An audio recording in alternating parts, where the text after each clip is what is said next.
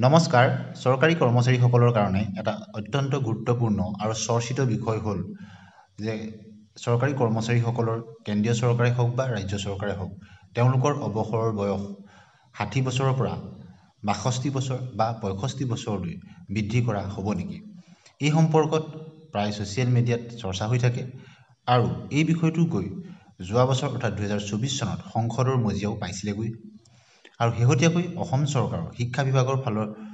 বিশেষকৈ শিক্ষামন্ত্ৰী মহোদয়ৰ এটা বক্তব্য যথেষ্ট চৰ্চাত আছে আৰু শেহতীয়াকৈ দিল্লী উচ্চ ন্যায়ালয়ৰ ফালৰ পৰাও এটা খবৰ আছে আমি এই ভিডিঅ'টোত এই তিনিওটা বিষয় লৈ আমি আলোচনা কৰিম প্ৰথমতে অসম চৰকাৰৰ ক্ষেত্ৰত শিক্ষকৰ অৱসৰৰ দিন হ'ব দুটা শিৱসাগৰ শিক্ষামন্ত্ৰী ডাক্তৰ ৰণোজ পেগু নতুন নিযুক্তি নোহোৱা পৰ্যন্ত বৃদ্ধি পাব অৱসৰী শিক্ষকৰ চাকৰিকাল ৰাজ্যৰ শিক্ষকৰ অৱসৰৰ দিন বছৰত মাত্ৰ দুবাৰ কৰাৰ চিন্তা চৰ্চা কৰিছে অসম চৰকাৰৰ শিক্ষা বিভাগে আজি শিৱসাগৰ জিলাত অনুষ্ঠিত গুণোৎসৱত উপস্থিত থাকি শিক্ষা বিভাগৰ আমূল পৰিৱৰ্তনৰ কথা ঘোষণা কৰে শিক্ষামন্ত্ৰীগৰাকীয়ে গতিকে প্ৰথম পৰ্যায়ে গুণোৎসৱত শিৱসাগৰত উপস্থিত হৈ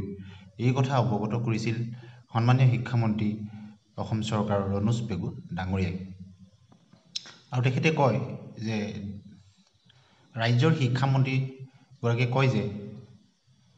এজন শিক্ষকে অৱসৰ গ্ৰহণ কৰিলে শিক্ষকজনৰ স্থানত নতুন নিযুক্তি নোহোৱা পৰ্যন্ত শিক্ষকগৰাকীয়ে পাঠদান কৰা বিদ্যালয়ৰ শিক্ষাৰ্থী সমাজ ব্যাপক অসুবিধাৰ সন্মুখীন হয়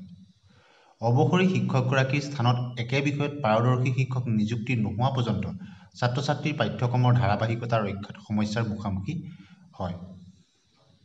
যাৰ বাবে শিক্ষাৰ্থী সমাজে ভুগি অহা এই সমস্যা সমাধানৰ বাবে ৰাজ্যৰ শিক্ষা বিভাগে শিক্ষকৰ অৱসৰৰ দিন বছৰত দুটা কৰাৰ শীঘ্ৰেই সিদ্ধান্ত গ্ৰহণ কৰিব এই ক্ষেত্ৰত শিক্ষক নিযুক্তিৰ পৰীক্ষাৰ সময়ও নিৰ্দিষ্ট কৰাৰ চিন্তা চৰ্চা কৰা হৈছে বুলি জানিবলৈ দি শিক্ষামন্ত্ৰীগৰাকীয়ে লগতে কয় যে এই সময় সুনিৰ্দিষ্ট কৰিলে এজন শিক্ষকৰ অৱসৰৰ পৰা আন এগৰাকী শিক্ষকৰ নিযুক্তিলৈকে মাজৰ সময়ছোৱাত শিক্ষকৰ প্ৰয়োজনীয়তা আৰু প্ৰয়োজনীয় শিক্ষকৰ সংখ্যা সঠিক ৰূপত জানিবলৈ সুবিধা হ'ব এই ক্ষেত্ৰত শিক্ষামন্ত্ৰীগৰাকীয়ে কয় যে অৱসৰপ্ৰাপ্ত শিক্ষকৰ সংখ্যা আৰু তাৰ বিপৰীতে নিযুক্তি হ'ব লগা শিক্ষক নিযুক্তিৰ ব্যৱস্থা কৰাটো সহজসাধ্য হৈ পৰিব ইয়াৰ উদাহৰণ দিবলৈ গৈ মন্ত্ৰীগৰাকীয়ে কয় যে যদিহে আগষ্ট মাহত শিক্ষক নিযুক্তিৰ প্ৰক্ৰিয়াটো আৰম্ভ হয় অৰ্থাৎ জানুৱাৰী মাহত এগৰাকী শিক্ষকে যদি অৱসৰ লয় তেতিয়া আগষ্টৰ পৰা জানুৱাৰী মাহলৈকে মাজৰ যিখিনি সময় সেই সময়খিনি যদি বৃদ্ধি কৰি দিয়া হয় নতুন এজন শিক্ষক নিযুক্তি নোহোৱালৈকে তেতিয়া শিক্ষাৰ্থী সমাজ যথেষ্ট উপকৃত হ'ব পাৰিব গতিকে যদি অৱসৰৰ দিন আৰু শিক্ষক নিযুক্তিৰ সময়সূচী যদি নিৰ্দিষ্ট কৰা হয় তেতিয়া শিক্ষাৰ্থী সমাজ এই যিটো দীৰ্ঘদিনীয়া সমস্যাৰ পৰা উপকৃত হ'ব পাৰিব আৰু তেতিয়া যিজন শিক্ষক বছৰটোৰ মাজভাগতে তেওঁ অৱসৰ গ্ৰহণ কৰিবলগীয়া আছিল নতুন নিযুক্তি যদি বছৰৰ আৰম্ভণিতেও হয় তেতিয়া সেই মাজভাগৰ পৰা নিযুক্তি নোহোৱালৈকে তেওঁ অৱসৰৰ কাৰ্যকালটো বৃদ্ধি কৰি দিয়াৰ কথা চিন্তা চৰ্চা কৰিছে বুলি তেখেতে জনায় এইটো হ'ল অসম চৰকাৰৰ শিক্ষা বিভাগৰ এটা কথা আৰু এই বিষয়টো বিত্ত বিভাগতো বা অন্য বিভাগৰ লগতো আলোচনা হৈছে বুলি তেওঁ কয় এতিয়া আহিছোঁ কেন্দ্ৰীয় চৰকাৰৰ কৰ্মচাৰী অৱসৰৰ বয়সত কিবা পৰিৱৰ্তন হৈছে নেকি কেন্দ্ৰৰ পৰা কি উত্তৰ আহিল ৰাজ্যসভাৰ সদস্য তেজবীৰ সিঙে প্ৰশ্ন কৰে যে কেন্দ্ৰীয় চৰকাৰৰ কৰ্মচাৰীৰ অৱসৰৰ বয়স সলনি কৰাৰ বাবে চৰকাৰৰ কিবা পৰিকল্পনা আছে নেকি ইয়াৰ উত্তৰত মন্ত্ৰীগৰাকীয়ে এনে কোনো প্ৰস্তাৱ বিচাৰাধীন হোৱা নাই বুলি উল্লেখ কৰে অৱসৰ বয়স বৃদ্ধি কৰিব বিচৰা কৰ্মচাৰীৰ বাবে কিবা পৰিকল্পনা আছে নেকি বুলিও সিঙে সোধা প্ৰশ্নত উত্তৰত মন্ত্ৰীগৰাকীয়ে কয় যে তেনে কোনো পৰিকল্পনাও হাতত লোৱা হোৱা নাই কেন্দ্ৰই স্পষ্ট কৰি দিয়ে যে কেন্দ্ৰীয় চৰকাৰৰ কৰ্মচাৰীৰ অৱসৰৰ বয়স সলনি কৰাৰ বাবে চৰকাৰৰ এনে কোনো পৰিকল্পনা নাই কেন্দ্ৰীয় কৰ্মী জন অভিযোগ আৰু পেঞ্চন মন্ত্ৰী ডক্টৰ জিতেন্দ্ৰ সিঙে স্পষ্ট কৰি দিয়ে যে এনে কোনো পৰিকল্পনা নাই এই তথ্য লিখিত প্ৰশ্নৰ উত্তৰত জনোৱা হৈছিল গতিকে ইয়াৰ উপৰিও লোকসভাতো বিষয়টো উত্থাপন হৈছিল আৰু তাৰ পৰাও কেনেধৰণৰ উত্তৰ আহিছিল আপোনালোকে নিশ্চয় অৱসৰ লোৱাৰ ক্ষেত্ৰত বিকল্প বাছি ল'ব পাৰে বুলি তেখেতে জনাইছে এই বিকল্পসমূহ কেন্দ্ৰীয় অসামৰিক সেৱা পেঞ্চন নিয়ম 2021 আৰু সৰ্বভাৰতীয় সেৱা মৃত্যুসহ অৱসৰৰ সুবিধা নিয়ম 1958ৰ অধীনত উপলব্ধ ৰাজ্যসভাৰ সদস্য তেজবীৰ সিঙে প্ৰশ্ন কৰে যে কেন্দ্ৰীয় চৰকাৰৰ কৰ্মচাৰীৰ অৱসৰৰ বয়স সলনি কৰাৰ বাবে চৰকাৰৰ কিবা পৰিকল্পনা আছে নেকি ইয়াৰ ওপৰত মন্ত্ৰীগৰাকীয়ে এনে কোনো প্ৰস্তাৱ বিচাৰাধীন হোৱা নাই বুলি উল্লেখ কৰে। অৱসৰ বয়স বৃদ্ধি কৰিব বিচৰা কৰ্মচাৰীৰ বাবে কিবা পৰিকল্পনা আছে নেকি বুলিও সিঙে সোধা প্ৰশ্নত কয় যে অৱসৰ বয়স বৃদ্ধিৰ কোনো ব্যাপক নীতি নাই যদিও কোনো কৰ্মচাৰীয়ে চৰ্ত পূৰণ কৰিলে আগতীয়াকৈ অৱসৰ লোৱাৰ পথ বাছি ল'ব পাৰে বুলি কেন্দ্ৰীয় মন্ত্ৰীগৰাকীয়ে কয়। এজন কৰ্মচাৰীয়ে কেন্দ্ৰীয় অসামৰিক সেৱা পেঞ্চন নিয়ম 2021 আৰু সৰ্বভাৰতীয় সেৱা মৃত্যুসহ অৱসৰ সুবিধা নিয়ম 1958ৰ অধীনত আগতীয়া অৱসৰৰ পথ বাছি ল'ব পাৰে বুলি অৱগত কৰে। অৰ্থাৎ ভলণ্টিয়াৰ ৰিটায়াৰমেণ্টৰ ক্ষেত্ৰত এই যিটো ছাৰ্ভিচ ৰুলত বা অৱসৰৰ যিটো নিয়ম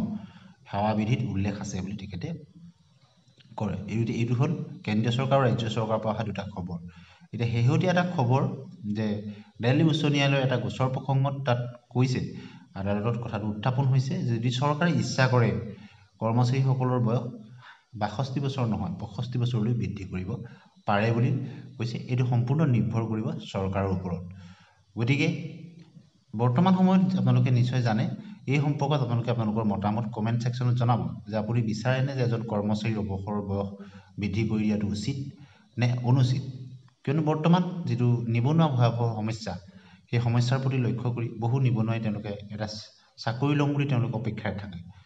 গতিকে যদি আৰু 5 বছৰ বা 2 বছৰ যদি বৃদ্ধি কৰি দিয়া হয়, তেওঁলোকৰ কাৰণে সেই বস্তু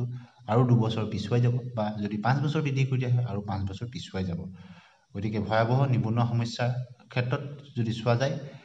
অৱসৰৰ দিন বৃদ্ধি হ'ব নালাগে বুলি বহুতে যুক্তি দিব বিচাৰিব। আৰু অন্য কিছু ক্ষেত্ৰতো যদি আমি চাওঁ যে কিছু ক্ষেত্ৰত যিটো এক্সপিৰিয়েঞ্চৰ কথা আহে, অভিজ্ঞ কৰ্মচাৰীসকলৰ প্ৰয়োজন কিছু ছেক্টৰত, সেইবিলাকৰ ক্ষেত্ৰত এজন নতুন নিযুক্তি দি তেওঁলোকৰ অভিজ্ঞতা হৈ কৰ্মদক্ষ কৰি তোলালৈকে, গতিকে যদি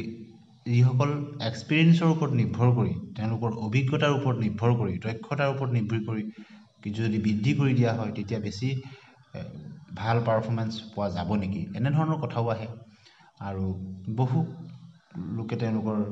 বিভিন্ন ধৰণৰ তেওঁলোকে যিহেতু কৰ্মচাৰীসকলে অন্য বেলেগ একো কৰিব নোৱাৰে, গতিকে তেওঁলোকৰ 2 বছৰ যদি বৃদ্ধি কৰি দিয়া হয় বা 5 বছৰ যদি বৃদ্ধি কৰি দিয়া হয়, পৰিয়ালৰ যথেষ্ট উপকৃত হ'ব। কিন্তু এই সকলোখিনি কথা নিৰ্ভৰ কৰিব চৰকাৰৰ ষ্ট্ৰেটেজিৰ ওপৰত। তাৰ কাৰণে চৰকাৰে সংসদত এই কথাটো আনিব লাগিব বা নতুনকৈ তেওঁলোকে এমেণ্ডমেণ্ট কৰিব লাগিব। বৰ্তমানলৈকে কিন্তু যিখিনি আপডেট আছে, আপোনালোকক শেহতীয়া যিখিনি খবৰ আমি জনাবলৈ চেষ্টা কৰিলোঁ। বিশেষতঃ অসম চৰকাৰৰ আপোনালোকৰ যিটো শিক্ষামন্ত্ৰীগৰাকীৰ যিটো বক্তব্য, এই কথাটো আপোনালোকক শুনালোঁ। লগতে সংসদৰ পৰা ৰাজ্যসভাৰ পৰা যিটো উত্তৰ আহিল, সেই কথাটো আপোনালোকক শুনালোঁ। আৰু বিশেষতঃ এতিয়ালৈকে এই দিশটোত যথেষ্ট চৰ্চা হৈ আছে।